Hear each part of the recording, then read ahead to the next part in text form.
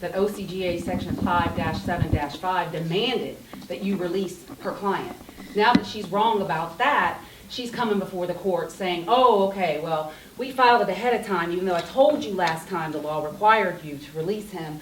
So now let's talk about representations that were made to this court that were wrong, that she wasn't even present for, by the way. First, representation, and I want to address them one at a time.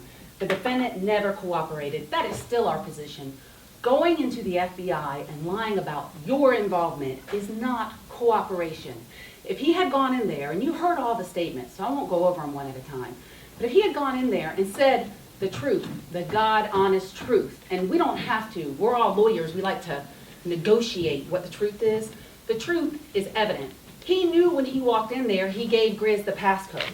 The one thing that Agent Sabo asked him and the one thing that this detective asked him, both before he was arrested, was, how did they know this kid was in the hospital? And both times he said, I don't know, when he knew. And we know he knew because he tells them in April he knew. That's a lie. That's not cooperation. So he told Detective Williams to look at Grizz and Red while telling him all along, don't look at me, look at these two. That is not cooperation. And just because he tells them first, and I would submit to the court, the only reason why he called Dante the next day after the murder is because Detective McGinnis was already looking for him. Looking for him. Because he had gone to the house for Maurice Morris, who owned the car. Maurice Morris called Doe Farrell. Doe Farrell called somebody else, Deion Jones, and they called him. And they said, guess what? SSPD is looking about the car because there's a dead guy in your car. It is after that, and only after that, that he decides to run to Dante, his friend. This court has seen they had a 3-year relationship worth of text messages.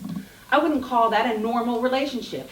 It is part of what the state is appealing up to the Georgia Supreme Court about whether Dante's relationship with him caused his statement not to be voluntary. But that's a whole nother issue for the court. We will never concede that going into the FBI and lying about your involvement and telling them, go look at somebody else, is cooperation. That is not cooperation. And so if she thinks that we misrepresented that to the court, that's still our position today. That's not cooperating. That's lying. 2, that he tracked the victim. On page 25 of the bond hearing in June, before this court, out of my mouth was his statement. He didn't give the coordinates that day. He says in his third version of events to Sandy Springs Department that he actually gave his passcode to Grizz, which is White, and that White ran the coordinates on the day of the murder. We never misleaded the court to that. It's right here in the transcript. And granted, in June, we had not flipped Grizz, AKA the Sensei White. And now that he is a cooperating witness, we do know a lot more about the inner workings of this conspiracy than we knew when we stood up before you in June. But out of my own mouth on that transcript to you in June was either he did it or Grizz did it. So we didn't misrepresent that to the court either. The third one is now not a misrepresentation by the state. It's one that's in the media, as if we can control what they say. And we all know, no offense, that they get it wrong more than they get it right. So I'm not even going to address that because that's ridiculous. I can't control what they print, why they print it, or what they do. Fourth, lies to the police. Again, we misrepresented to the court that he lied. The first statement to the FBI about his involvement is a lie.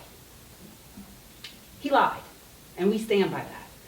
Because when asked by Agent Sabo, and I can point you to the transcript if you want me to, how did they know the kid was at the hospital? I don't know. When asked by this detective in October, how did they know the kid was in the hospital?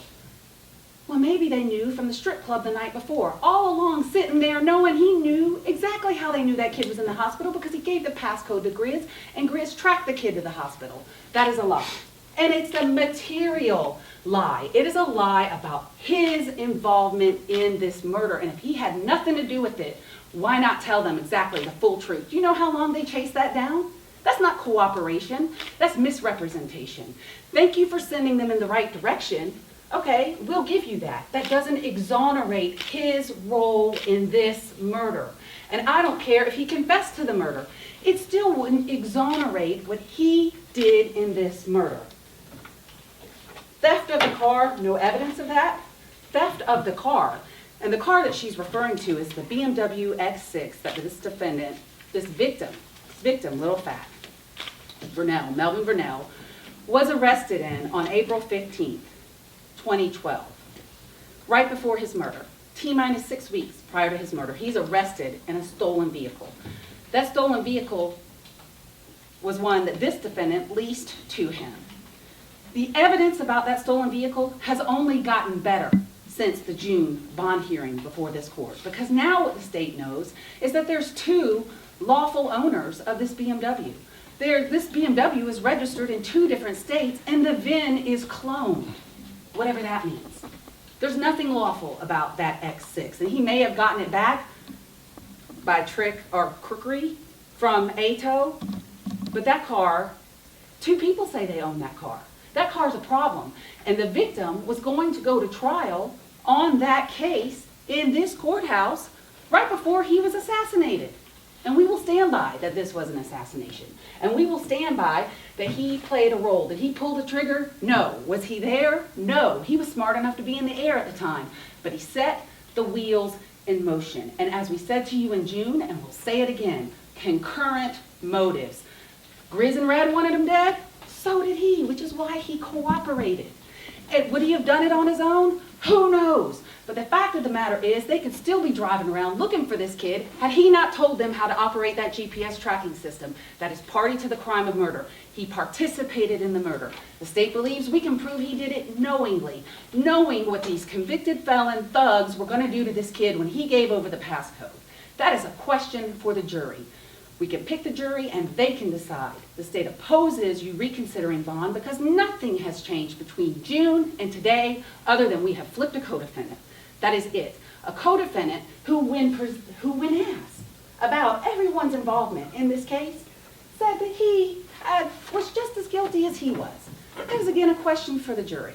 He is a foreign national. He is not a citizen of the United States. He has an active deportation warrant. He has picked up 3 new charges since he's been in jail on this case. DKPD, the DeKalb County Police Department, has put 3 new warrants on him for what? The cars. Which is the state's motive for him all along. And I know it's not clean and as clear as it usually is, and it's a little confusing with concurrent motives. The cars, the 3 warrants that they just put on him, it's the same system he was trying to protect when he went along with what Grizz wanted to do. He was going down for that BMW. Lil Phat was going to trial. And he's now picked up 3 new car cases since he's been in jail awaiting these charges. So we feel, 1, that we have not misrepresented anything to this court.